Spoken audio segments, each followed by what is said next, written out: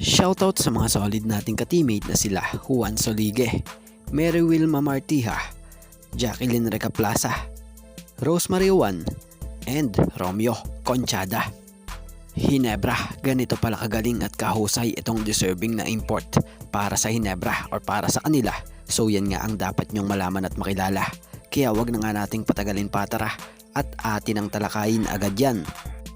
Sa ngayon, inilabas na ang Hinebra full roster, especially nga mga local player nito kabilang dito sila Japet Aguilar, Scotty Thompson, Jimmy Malonzo, LA Tenorio, Nards Pinto, Stanley Pringle, C-Stand, Sidney Onubere, Aljon Mariano, Jared Dillinger, Maverick Ahamnisi, Von Pesumal, Raymond Aguilar, Jason David, Ralph Koo, Donald Gumaro, at nasa reserve list or injured list ay itong si Jeremiah Gray. At about sa import na possible na gamitin pa nga rin po ng Hinebra ay itong si Justin Brownlee, dahil magpanghanggang ngayon nga po wala pa rin namang sanction na binababa rito dulot ng issue na binabato rito matapos ang napakagandang pagkuha muli ng Gilas Pilipinas ng ginto sa nakaraang Asian Games.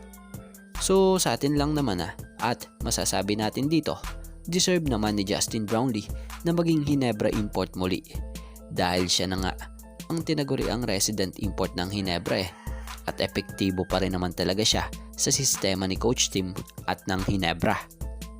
Dahil si Justin Brownlee yung import player na kaya laruin ang lahat ng posisyon. Kahit pa undersize siya, dyan gagampanan pa rin talaga niya yan at ipapakita niya na kaya niya ngang pong mag-adjust para sa team or kahit saan mang koponang nilalaroan niya. All-around player talaga itong si Justin Brownlee or Justin Noipy. At siya yung magandang naging batayan din kung kukuha ka ng import or naturalized player. Kaya nga nabansagan siyang sukatan ngayon ng mga import dito sa PBA. So, offense at depensa maaasahan mo yan. Loob at labas ang laro niyan. Kung titingnan mo mabuti, parang wala siyang kahinaan. Dahil marami ang nagsasabi, mapa, announcer, teammate at maging contender, nahihirapan silang bantayan yan dahil sa hirap basahin ng laruan yan. Kaya naman magpahanggang ngayon, wala pang nakikitang pang replacement import ang Hinebra dito dahil mukhang siya talaga ang nais talagang palaruing import ng Hinebra.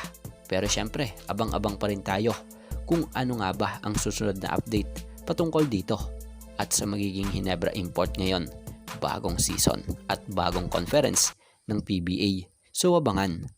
So ngayon mga ka-teammate, ito nga lang po muna ang ating sports pasada. And thank you for watching guys, and God bless everyone.